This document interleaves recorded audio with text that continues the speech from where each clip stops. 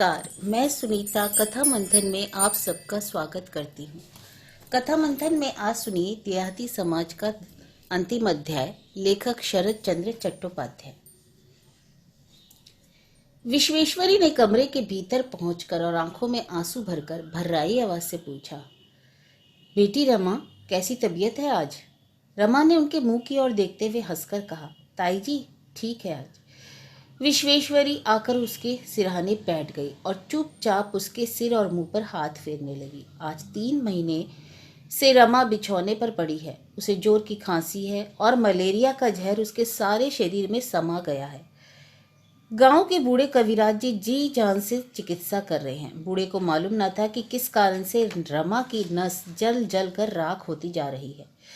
केवल विश्वेश्वरी के मन में एक संदेह की बात धीरे धीरे गहरी हो रही थी। वे रमा को अपनी कन्या की ही तरह प्यार करती थी, इसमें कोई वंचना तो थी नहीं। इसलिए उस गहरे स्नेह ने ही रमा के संबंध में उनकी सत्य दृष्टि को असामान्य रूप से तीक्ष्ण कर दिया था। और लोग जब भ्रमित होकर गलत आशा, गलत व्यवस्था करने लगे, तब विश्वेश्वरी का कलेजा फटने लगा। वह देख रही थी कि रमा की दोनों आंखें दिन प्रतिदिन गड्ढे में धंसी जा रही हैं, किंतु दृष्टि बहुत ही तीव्र है। ऐसा जान पड़ता था बहुत दूर की किसी चीज को अपने बहुत ही पास लाकर देखने की एकाग्र वासना से यह ऐसी असाधारण हो उठी है। उन्होंने धीरे से पुकारा, रमा। क्यों ताई जी? रमा ने कहा। रमा, मैं तो तुम्हारी माँ की तरह हूँ। रमा ने बीच में ही रोककर कहा, माँ की तरह क्यों हो ताई जी? तुम तो मेरी माँ ही हो। विश्वेश्वरी ने झुककर रमा का मस्तक चूम लिया। तो फिर बेटी सच सच बताओ, तुम्हें क्या हुआ है? ताई जी बीमारी है। विश्वेश्वरी ने देखा कि रमा का पीला चेहरा क्षण भर के लिए मानो लाल हो गया। तब उन्होंने बहुत ही स्नेहपूर्वक उसके रूखे बालों पर एक बार हाथ फेर कर कहा, हाँ बेटी, यह तो इन चमड़े की आंखों से भी दिखाई देता है, लेकिन जो इनसे नहीं दिखता है, ऐसा अगर कुछ हो तो वह इस समय मुझसे मत छिपाना, और छिपाने से तो बीमारी अच्छी होगी नहीं। खिड़की के बाहर अभी तक सवेरे की धूप तेज नहीं हुई थी और मंद मंद वायु शीतकाल का आभास दे रही थी। उसी तरफ देखकर रमा चुप रह गई। थोड़ी देर बाद उसने पूछा, ताई जी, अब बड़े भैया कैसे हैं? विश्वेश्वरी ने कहा, अच्छा है। सिर का भाव भरने में अभी कुछ देर लगेगी, लेकिन 5-6 दिन के भीतर ही अस्पताल से घर आ जाएगा। फिर रमा के मुख पर वेदना के चिन्ह देखकर कहा, बेटी दुखी मत हो, उसे जरूरत थी, इसे उसका भला ही होगा। रमा के मुख पर आश्चर्य का चिन्ह देखकर फिर कहा, तुम यह सोच रही हो ना कि माँ होकर भी मैं अपनी संतान की इतनी बड़ी दुर्घटना के बारे में इस तरह कैसे बातें कह रही हूँ? लेकिन बेटी, मैं तुमसे ठीक कहती हूँ कि मैं यह नहीं जानती कि इससे मुझे कष्ट अधिक हुआ है या आनंद, क्योंकि मैं जानती हूँ कि जो लोग अधर्म से नहीं डरते और जिन लोगों को लोक लज्जा का भय नहीं होता, उन लोगों को अगर अपने प्राणों का इतना अधिक भय ना हो तो फिर सारा संसार ही जलकर राख हो जाए। इसलिए रमा, मुझे तो बस यही मालूम नहीं पड़ता है कि यह कल्लू का लड़का वेनी का जो उपकार कर गया है, वह संसार में दूसरा कोई आत्मीय बंधु भी नहीं कर सकता। बेटी, कोयले को धोने से उसका रंग नहीं बदला जा सकता, उसे आग में जलाना पड़ता है। रमा ने पूछा, क्या घर पर उस समय कोई नहीं था? थे क्यों नहीं? विश्वेश्वरी ने कहा, सभी लोग थे, लेकिन वह कुछ यूं ही तो मार नहीं बैठा था। वह तो जेल जाने का निश्चय करके आया था बेटी। उसे निज के संबंध का तो जरा भी क्रोध ना था। इसलिए जब उसकी बांक के एक ही घाव से वेणी बेहोश होकर गिर पड़ा, तब वह चुपचाप खड़ा रहा। उसने फिर कोई वार नहीं किया। इसके सिवा वह चलते समय यह भी कह गया, अगर अब भी वेणी सावधान ना होंगे तो मैं चाहे कहीं भी हूँ, लौटूं या ना लौटूं, लेकिन वे समझ कर रखेंगे यही मार आखिरी मार नहीं होगी। रमा ने धीरे से कहा, तो इसका मतलब यह हुआ कि अभी और भी आदमी भैया के पीछे लगे हैं? लेकिन ताई जी, हमारे यहाँ छोटी जाति के लोगों में पहले तो इतनी हिम्मत नहीं थी, अब कहाँ से आ गई?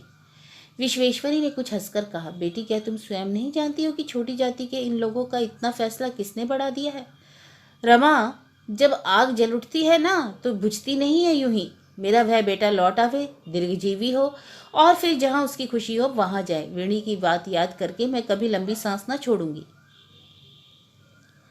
लेकिन मुंह से इस तरह कहने पर भी विश्वेश्वरी ने एक निश्वास को जबरदस्ती दबा दिया, जिसे रमा ताड़ गई। थोड़ी देर में अपने आप को संभाल कर विश्वेश्वरी ने फिर कहा, रमा, यह केवल माँ ही जानती है कि संतान कैसी होती है। जब वेनी को बेहोशी की हालत में लोग उठाकर और पालकी में लिटाकर अस्पताल ले गए, तब मेरी जो हालत हुई थी वह मैं नहीं बतला सकती। लेकिन फिर भी बेटी, मैंने किसी को ना कोसा और ना मैं किसी को दोषी दे सकी। इस बात को मैं ना भूल सकी बेटी कि अकेली संतान समझकर धर्म का दंड तो माता के मुंह को देखकर चुपचाप बैठा नहीं रहेगा।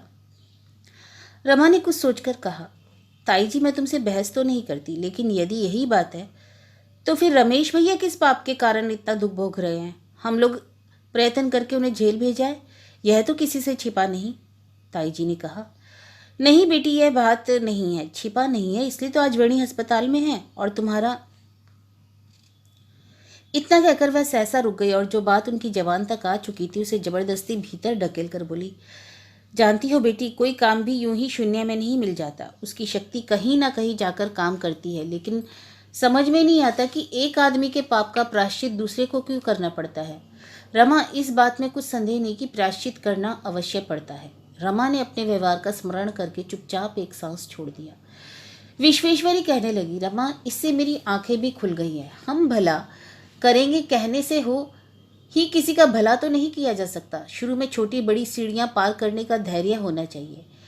एक दिन रमेश हताश होकर मुझसे कहने आया था कि ताई जी इन लोगों की भलाई मेरे किए से ना हो सकेगी, इसलिए जब मैं जहां से आया हूं वहीं चला जाऊंगा। उस समय मैंने उसे रोककर कहा था कि नहीं बेटा, अगर तुमने काम शुरू किया है तो उसे छोड़कर भागना मत।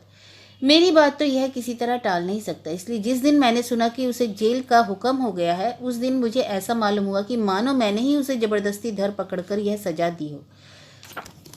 लेकिन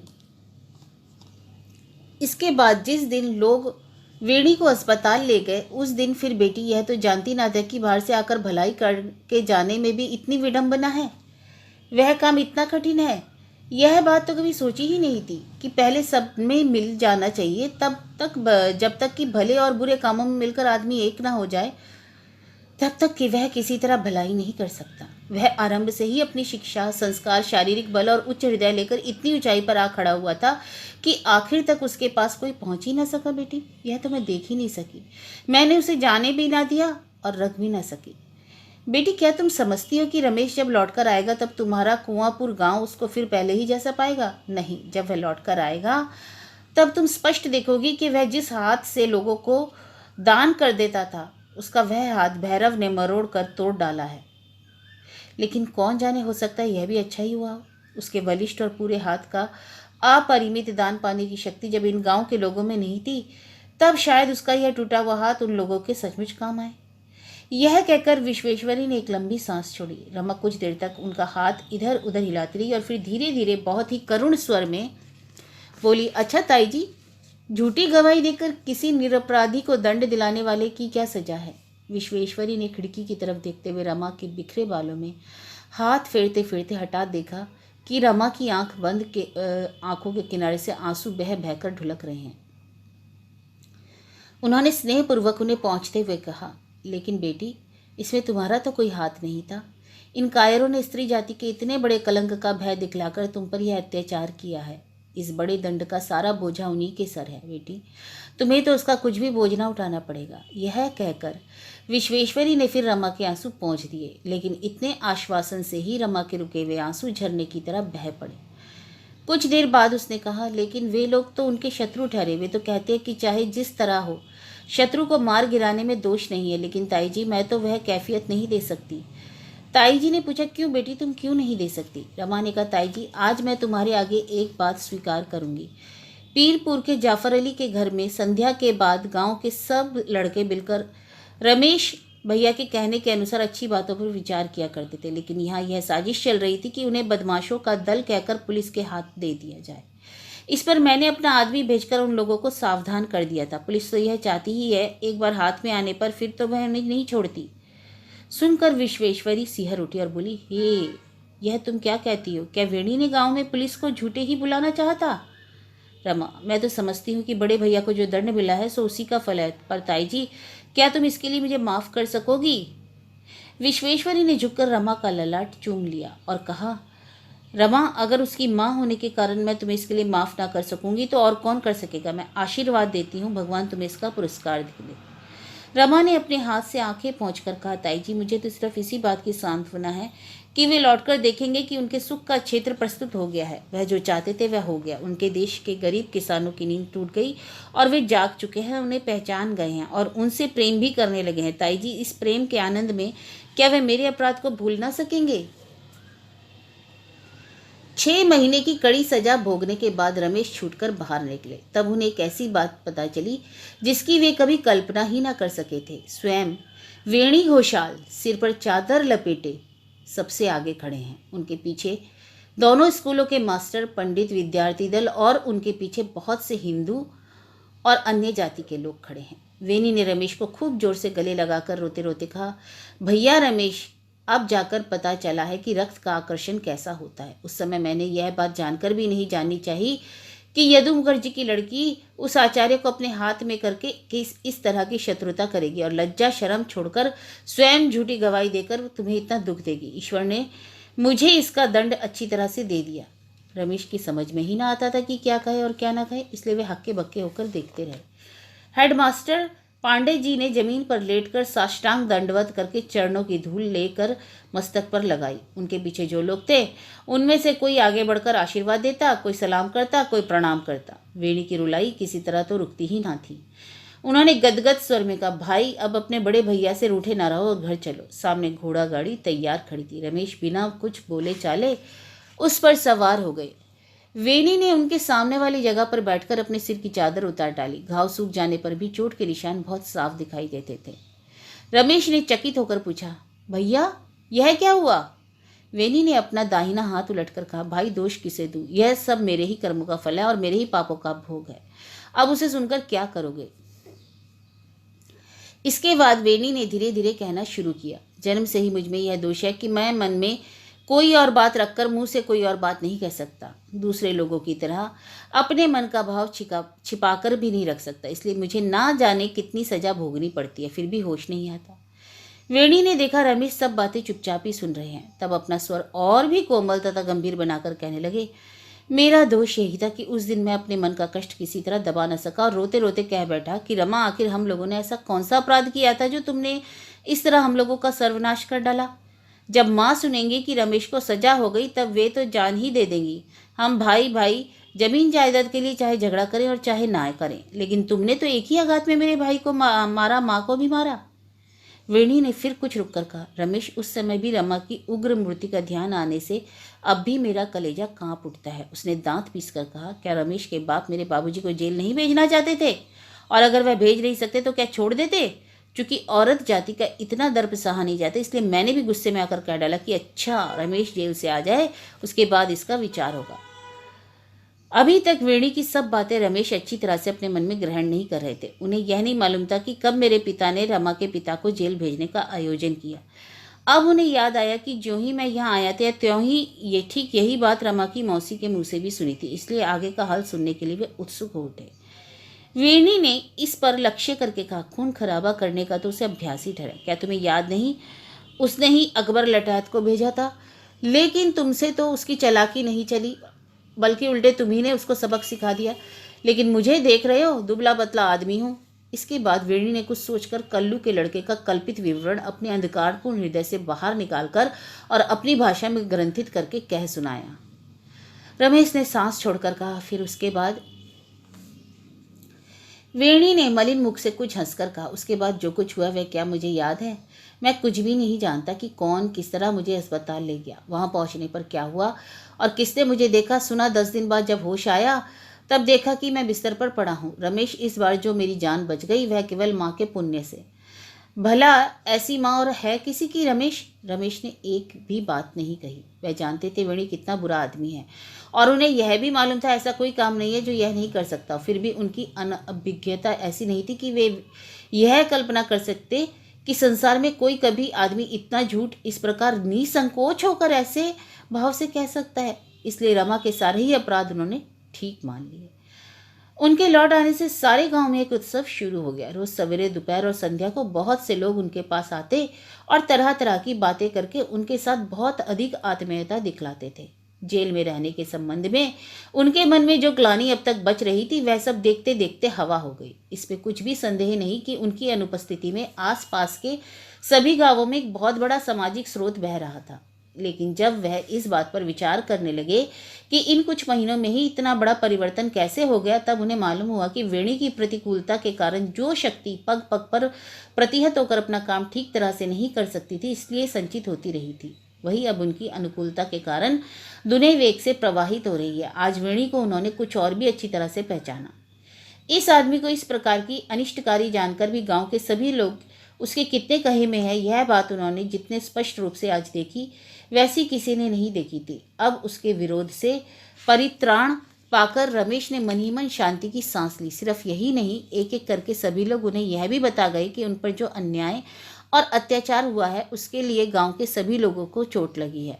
इन सब लोगों की सहानुभूति प्राप्त करके और वेणी को अपने पक्ष में पाकर आनंद और उत्साह से उनकी छाती फूल गई। 6 महीने पहले आरंभ किए हुए काम को यूं ही छोड़कर उन्हें चले जाना पड़ा था। अब फिर पूरी शक्ति से उसमें लगने का संकल्प लेकर रमेश स्वयं भी इन सब आमोद आह्लादों में पड़ गए। सर्वत्र आने जाने लगे और सभी बातों में लोगों की खोज खबर लेने में समय बिताने लगे। केवल एक ही विषय ऐसा था जिसमें वह पूरा प्रयत्न करके अपने आप को बिल्कुल अलग रखते थे, और वह था रमा का प्रसंग। उन्होंने रास्ते में ही सुन लिया था कि रमा बीमार है, लेकिन उन्हें यह नहीं मालूम था कि उसे बीमारी क्या है और कहाँ तक बढ़ गई है। उनकी यही धारणा थी कि मैंने रमा के सभी संबंधों से अपने आप को हमेशा के लिए छुड़ा लिया। गांव में आते ही उन्होंने लोगों के मुंह से सुन लिया था कि अकेली रमा ही उनके सब दुखों का मूल कारण है, और इसे सभी जानते हैं। इसलिए अब इस विषय में भी उन्हें संदेह नहीं रह गया कि इस बारे में वेणी ने जो कुछ कहा वह झूठ नहीं है। वेणी की हजारों कटु उत्तेजनाओं पर ज्यों ही उन्हें यह ध्यान आता कि रमा इस समय असहाय अवस्था में बीमार पड़ी है, त्यों ही उनका सारा विरोधी भाव संकुचित होकर एक छोटे से बिंदु के समान हो जाता। इसका स्पष्ट कारण स्वयं उन्हें ढूंढे नहीं मिलता। इस बार एक चीज ने रमेश की दृष्टि को बहुत आकृष्ट किया। वह पहले से जानते थे कि विश्वेश्वरी के मन में कभी संसार के प्रति विशेष आसक्ति नहीं थी, लेकिन इस बार जेल से लौटने पर उन्हें मालूम हुआ कि उनकी आसक्ति मानो वितृष्णा में परिणत हो गई है। जिस दिन जेल से छूटने पर वे वेणी के साथ उनके घर गए थे, उस दिन विश्वेश्वरी ने आनंद प्रकट किया था और गदगद स्वर से अनेकानेक आशीर्वाद दिए थे। फिर भी ना जाने इन सब में ऐसी कौन सी बात थी जिससे उन्हें कुछ कष्ट ही हुआ था। आज अचानक बातों बातों में उन्होंने सुना कि विश्वेश्वरी काशीवास करने का संकल्प करके जा रही हैं और फिर नहीं लौटेंगी। तब उनकी आंखों में आंसू आ गए। वह क्षण भर का विलंब किए बिना उनके यहाँ जा पहुंचे और घर में प्रवेश करते ही दासी ने बताया कि वह मुखर्जी बाड़ी गई हैं। रमेश ने चकित होकर पूछा, इस समय? दासी बहुत दिनों की पुरानी थी। उसने मुस्कुराकर कहा, भला माँ जी के लिए समय और असमय क्या? और आज रमा के छोटे भाई का जनेऊ जो है। यतीन्द्र का जनेऊ? रमेश ने चकित होकर कहा, है यह तो कोई जानता ही नहीं। दासी, उन्होंने किसी से नहीं कहा, और कहा भी होता तो उनके यहाँ कोई खाने नहीं जाता। रमा बहन को मालिकों ने जाति से अलग जो कर रखा है। कुछ देर तक चुप रहने के बाद रमेश ने इसका कारण पूछा तो दासी ने लज्जा से गर्दन घुमाकर कहा, क्या जाने छोटे बाबू, रमा बहन की इधर बहुत बदनामी हुई है। हम लोग गरीब आदमी ठहरे, इन सब बातों को क्या जाने। कुछ देर तक चुपचाप खड़े रहने के बाद रमेश अपने घर लौट आए। वह तो उन्होंने बिना पूछे ही समझ लिया कि यह वेणी की चाल है, लेकिन इसका ठीक ठीक अनुमान लगाना उनके लिए संभव नहीं था कि क्रोध किस बात के लिए है और किस बात के प्रति हिंसा से उन्होंने रमा की बदनामी को इतना प्रवाहित कर दिया। उसी दिन शाम को एक अचिंतनीय बात हो गई। अदालत की बजाय कैलाश हज्जाम और शेख मोतीलाल अपने सब कागज और सबूत लेकर रमेश के पास आए। रमेश ने आश्चर्य से पूछा, भाई हमारा फैसला क्या तुम लोग मानोगे भी? वादी और प्रतिवादी दोनों ने उत्तर दिया, मानेंगे क्यों नहीं बाबूजी। भला हकीम से आपकी विद्या या बुद्धि किस बात में कम है?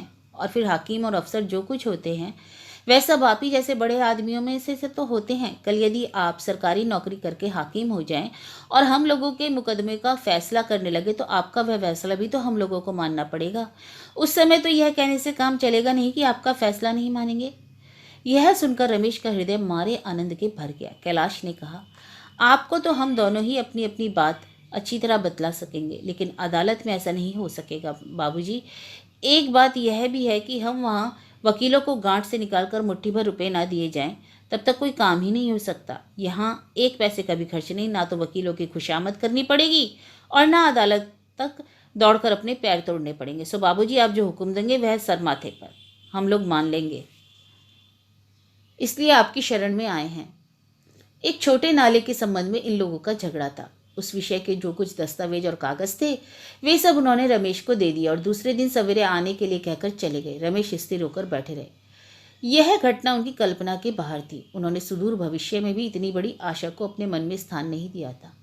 उनका निर्णय चाहे माने या ना माने, परंतु आज ये लोग सरकारी अदालत के बाहर झगड़ा निपटाने के अभिप्राय से रास्ते से लौटकर मेरे पास आए हैं। इसी बात से उनके हृदय में आनंद का स्रोत बहा। बाहर बसंत ऋतु की ज्योत्सना से सारा आकाश भर रहा था। उस तरफ देखते ही अचानक किसी ने आकर कहा, छोटे बाबू, मैं हूँ राधा। रमा बहन ने आपसे एक बार भेंट करने के लिए कहलाया। वह कहाँ है? घर में है पड़ी। अच्छा चलो चलता हूँ, कहकर रमेश उठ खड़े हुए। वहां पहुंचकर थोड़ी देर तक चुप रहने के बाद रमेश ने कोमल स्वर में पूछा, अब कैसी हो रानी? रमा ने कहा, आप मुझे रमा कहकर ही पुकारा करें, मानो किसी ने रमेश की पीठ पर चाबुक मार दिया हो। उन्होंने तुरंत ही कुछ कठोर होकर कहा, अच्छी बात है। सुना है तुम बीमार हो, इसलिए मैं पूछ रहा था अब कैसी हो। नहीं तो नाम तुम्हारा चाहे जो हो, उस नाम से पुकारने की मेरी इच्छा भी नहीं है और ना आवश्यकता। थोड़ी देर चुप रहकर धीरे धीरे कहा, अब मैं अच्छी हूँ। फिर कहा, मैंने आपको बुला भेजा, इससे आपको बहुत आश्चर्य होगा ना? रमेश बीच में ही तीव्र स्वर में बोल उठे, नहीं नहीं, आश्चर्य नहीं। अब तुम्हारे किसी काम से चकित होने के दिन गए, लेकिन बतलाओ बुलवाया किस लिए है? इस बात ने रमा के हृदय पर कितना भारी आघात किया यह रमेश न जान सके। थोड़ी देर तक चुप से सिर हिलाकर बैठे रहने के बाद रमा ने कहा, रमेश भैया, आज मैंने 2 कामों के लिए आपको कष्ट दिए हैं। मैंने आपका कितना अपराध किया है वह तो मैं नहीं जानती हूँ, लेकिन फिर भी यह मुझे निश्चय ही मालूम था कि आप आवेंगे और इन 2 अंतिम अनुरोधों को अस्वीकार ना करेंगे। सहसा आंसुओं के भार से उसका स्वर भंग हो गया। पुनः रमेश का पुराना स्नेह उमड़ पड़ा।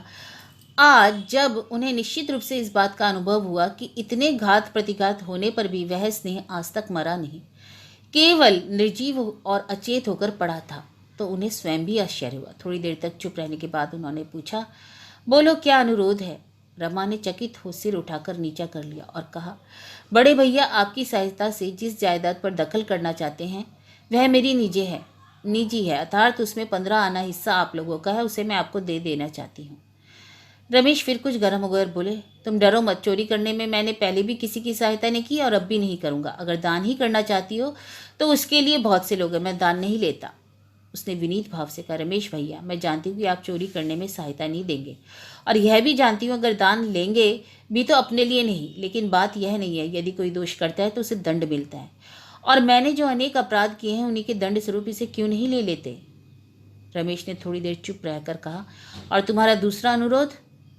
रमा, मैं यतीन्द्र को आपके हाथ सौंपती हूँ, उसे अपने ही जैसा मनुष्य बनाना, जिससे बड़ा होने पर वह आपकी तरह हंसते हंसते स्वार्थ त्याग कर सके।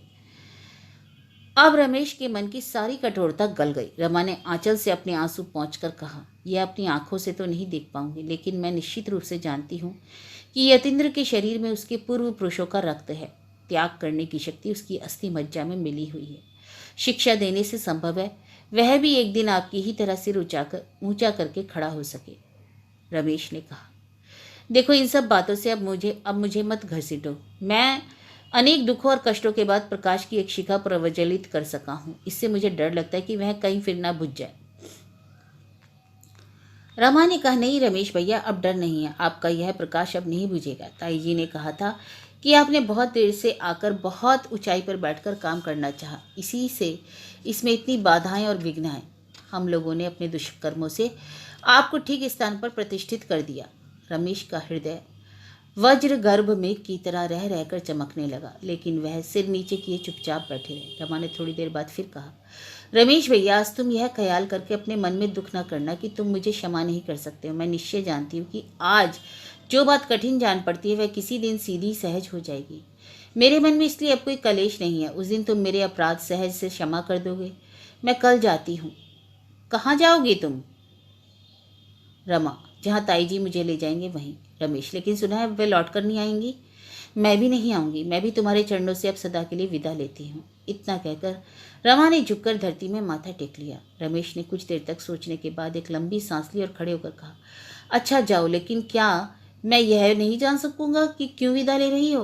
रमा चुप हो गई। रमेश ने फिर कहा, तुम क्यों अपनी सब बातें इस तरह छिपाकर चली जा रही हो? यह तो तुम ही जानो, लेकिन अब मैं भी अपने सारे शरीर और मन से भगवान से प्रार्थना करता हूँ कि वह दिन आए जब मैं तुम्हें अपने समस्त अंतःकरण से क्षमा कर सकूं। तुम्हें क्षमा न कर सकने के कारण मुझे जो कष्ट हो रहा है उसे केवल मेरे अंतर्यामी ही जानते हैं। रमा की आंखों से आंसू की धारा बहने लगी, परंतु उस अत्यंत मंद प्रकाश में रमेश उसे ना देख सके। रमा ने फिर एक बार प्रणाम किया। उसके बाद रमेश तुरंत वहां से निकल गए। दूसरे दिन सवेरे जब रमेश ताईजी के घर पहुंचे तब देखा कि ताईजी घर से निकलकर पालकी में बैठ रही हैं। रमेश दरवाजे के पास जाकर आंखों में आंसू भरकर बोले, ताईजी, हम लोगों से ऐसा कौन सा अपराध हुआ जिससे तुम हमें इतनी जल्दी छोड़कर जा रही हो? विश्वेश्वरी ने दाहिना हाथ बढ़ाकर रमेश के सिर पर रखा और कहा, बेटा, अपराधों की बात कहने लगूँ तो वह कभी समाप्त न होगी, इसलिए उसकी जरूरत नहीं है। उसके बाद का, रमेश, अगर यहाँ मरूंगी तो वेणी ही के मेरे मुंह में आग देगा। उस दशा में मेरी को किसी भी तरह मुक्ति नहीं होगी। बेटा, मेरा यह काल तो जलते ही जलते बीता, अब कहीं परकाल भी इस तरह जलते जलते ना बिताना पड़े, इसी डर से जा रही हूँ। कुछ देर स्थिर रहकर रमेश ने पूछा, ताईजी, रमा क्यों जा रही है? विश्वेश्वरी ने कहा, बेटा, संसार में उसके लिए कोई स्थान नहीं, इसलिए मैं उसे भगवान के चरणों में लिए जा रही हूँ। मैं नहीं कर सकती कि वहाँ जाने पर भी वह बचेगी या नहीं, लेकिन अगर किसी तरह जीती रही तो उससे जीवन भर इसी बात की मीमांसा करने का अनुरोध करूंगी कि भगवान ने उसे इतना रूप और गुण और इतना बड़ा हृदय देकर क्यों इस संसार में भेजा था, और फिर क्यों बिना किसी दोष या अपराध के इस तरह उसके सिर पर दुख का बोझ लादकर उसे संसार के बाहर फेंक दिया। इतना कहते कहते ताईजी का गला भर आया। उन्हें इतना अधिक व्याकुल होते हुए आज तक किसी ने नहीं देखा था। विश्वेश्वरी ने कुछ देर बाद कहा, रमेश, तुम्हारे लिए मेरा यही आदेश है कि तुम कभी उसको गलत ना समझना। चलते समय मैं किसी की शिकायत नहीं करना चाहती, लेकिन तुम कभी भूलकर भी मेरी इस बात पर अविश्वास न करना कि तुम्हारी उससे अधिक मंगलकारिणी और कोई नहीं थी। रमेश ने कहा, लेकिन ताईजी ने उन्हें बीच में ही रोककर कहा, रमेश, इसमें लेकिन वेकिन कुछ नहीं। तुमने जो कुछ सुना वह सब झूठ है और जो कुछ जाना वह सब गलत है, लेकिन अब इस मामले को यहीं समाप्त कर दो। उसका अंतिम अनुरोध यही है कि तुम सारे अन्याय और सब प्रकार के हिंसा द्वेष को एकदम तुच्छ समझकर अपने काम सदा इसी तरह खूब जोरों से चलाते रहना। इसलिए उसने अपना मुंह बंद रखकर सब कुछ सहन किया है। रमेश उसके प्राणों पर आ बनी है, फिर भी उसने मुंह से एक बात भी नहीं निकाली। ठीक इसी समय कल रात को रमा के मुंह से निकली हुई एक दो बातें याद आ गईं, जिनसे उसकी आंखें गीली हो गईं। उन्होंने जल्दी से सिर नीचा करके और शरीर की सारी शक्ति लगाकर कह डाला, ताईजी, उससे कह देना कि ऐसा ही होगा। इसके बाद रमेश ने हाथ बढ़ाकर ताईजी के चरणों की धूल लेकर सिर से लगाई और तुरंत बाहर निकल गया।